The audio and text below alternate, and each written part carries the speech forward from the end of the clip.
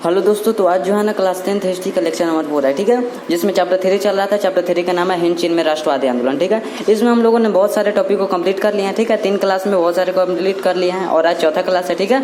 तो चलिए देखते हैं आज के क्लास में क्या पढ़ेंगे, ठीक। और उससे पहले मैं आपको बता दूँ कि यदि आप इसका PDF लेना चाहते हैं तो डिस्क्रिप्शन बॉक्स में लिंक दिया गया है व्हाट्सअप ग्रुप का। उसमें देखिएगा 3 व्हाट्सअप ग्रुप का लिंक होगा, जिसमें एक होगा कि 10वीं के लिए व्हाट्सअप ग्रुप लिंक, तो उसमें आप क्लिक कीजिएगा तो आप जुड़ जाइएगा, ठीक है। उसमें आपको सारे चीज़ मिलेगा, ठीक है। तो चलिए शुरू करते हैं।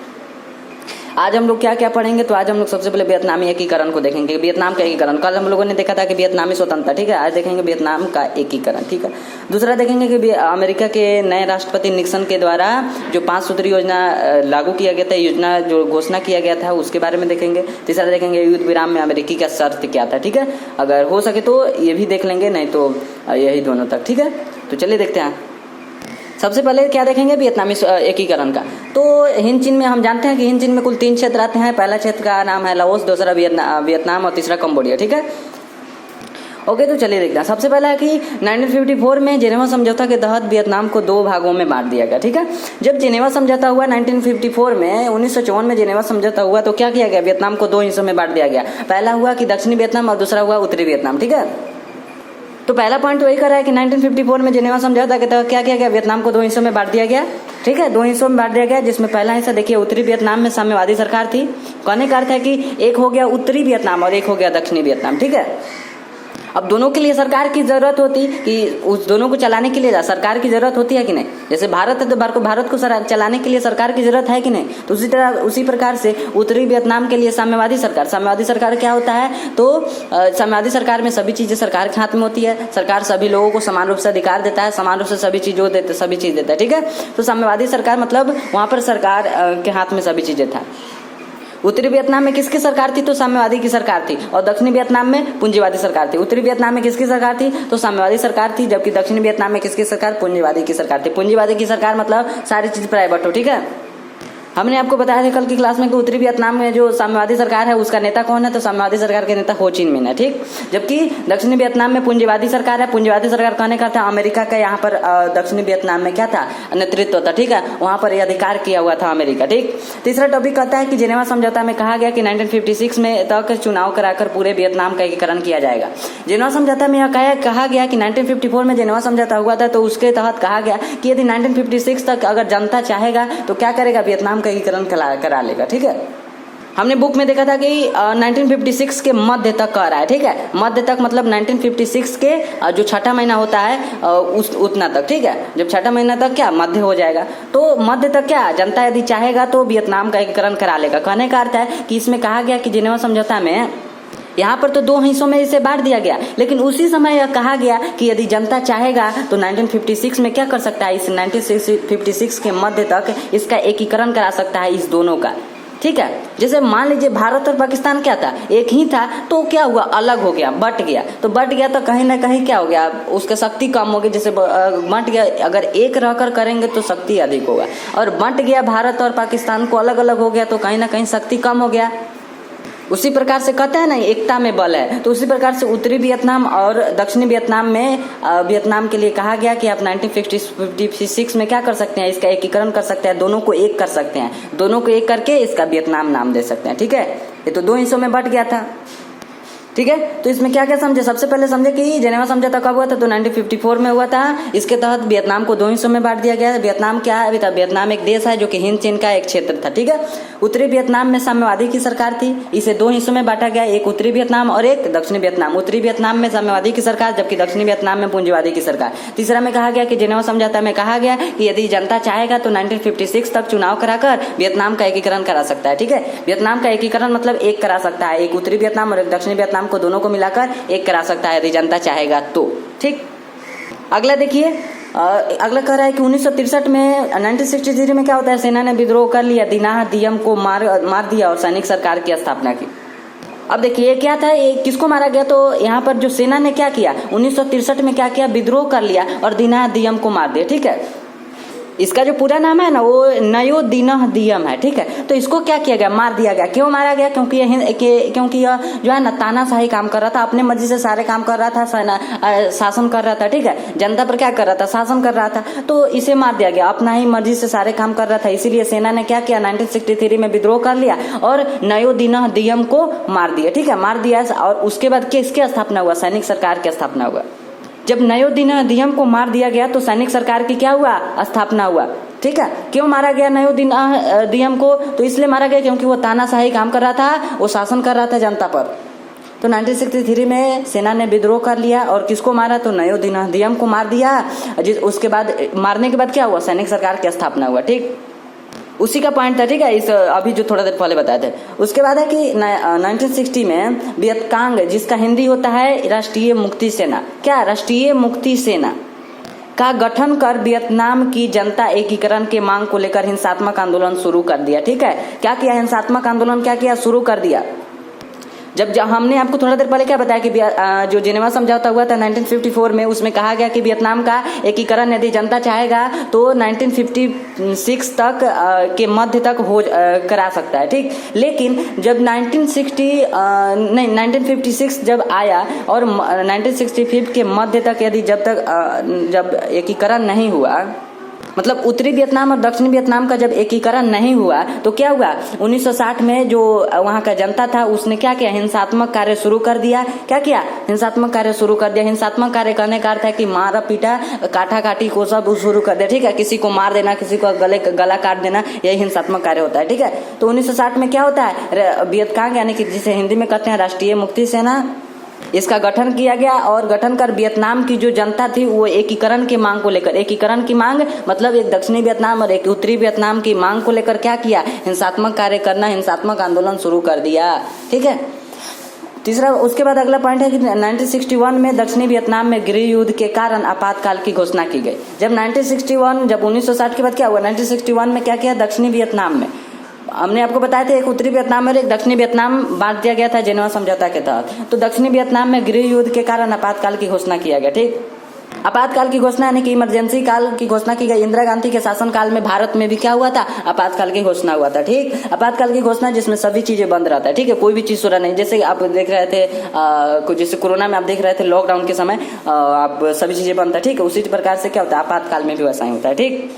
उसके बाद है कि अमेरिका ने 1961 में शांति को खतरा के नाम से श्वेत पत्र जारी कर हो चिन मिन को इस गृह युद्ध के लिए जिम्मेदार ठहराया।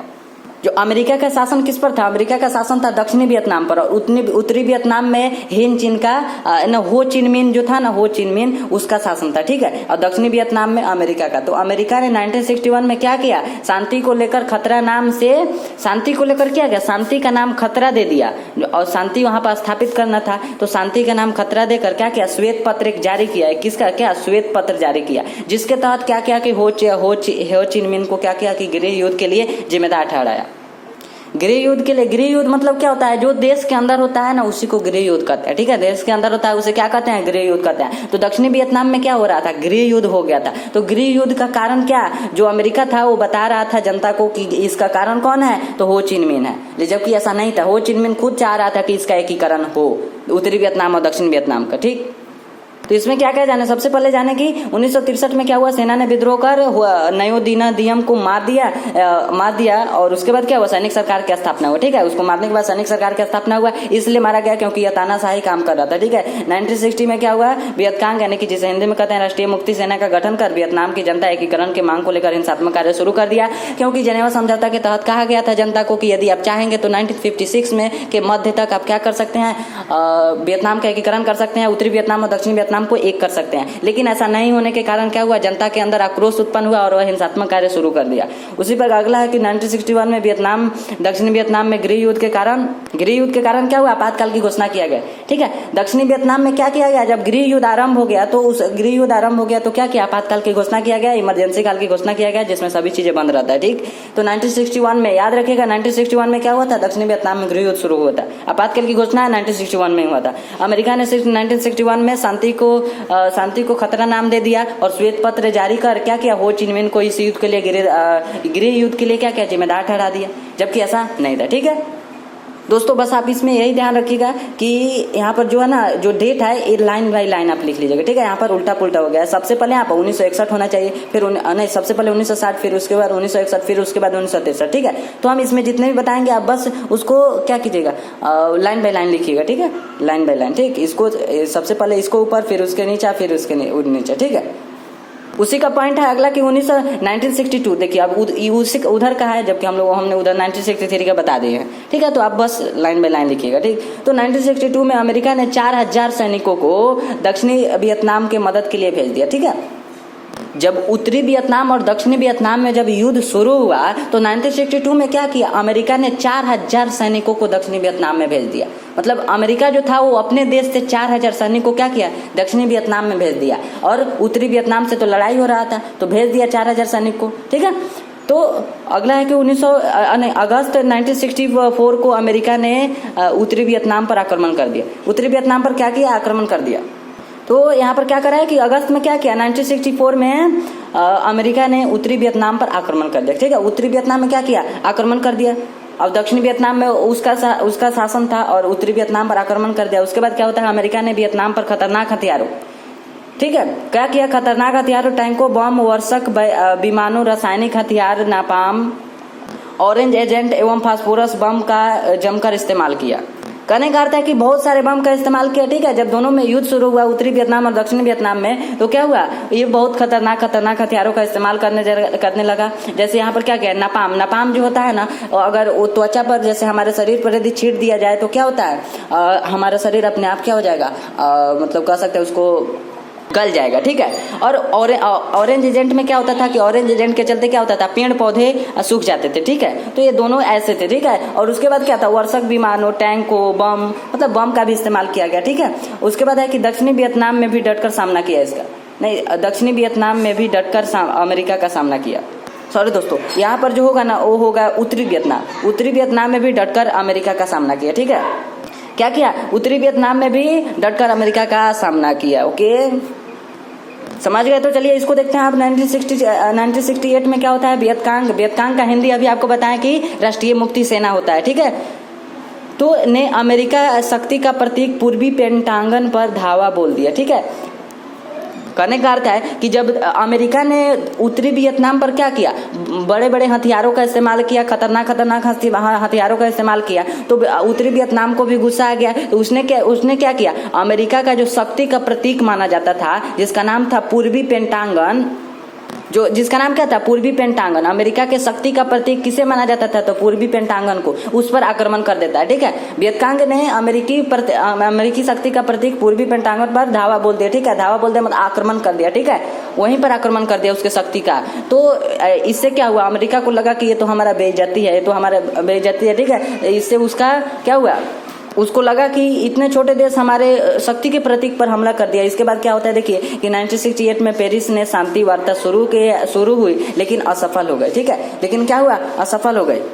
अमेरिका उसके बाद सोचा कि अब क्यों ना शांति का स्थापित कर लिया जाए। तो 1968 में पेरिस में क्या हुआ, शांति वार्ता शुरू हुआ लेकिन असफल हो गए, ठीक है। लेकिन क्या हुआ, असफल हो गए। हिंद चीन के लोग इसे नहीं माने, जो उत्तरी वियतनाम के लोग थे वो नहीं माने इसे, ठीक है। जब पेरिस में शांति वार्ता शुरू हुई लेकिन ये असफल हो गए, ठीक है। अगला देखते हैं कि 7 जून क्या 1969 को वियतनामी ने दक्षिण वियतनाम के मुक्त क्षेत्र में वियतकांग के सरकार के गठन की घोषणा की।